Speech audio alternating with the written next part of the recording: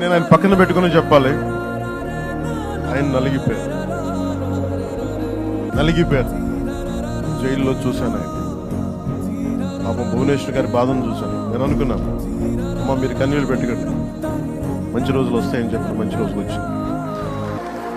వారికి మనస్ఫూర్తిగా వారికి నా హృదయపూర్వక శుభాకాంక్షలు. మీరు అద్భుతమైన పాలన ఇవ్వాలి అందరికీ మనస్ఫూర్తిగా నేను తెలియజేసుకున్నాను.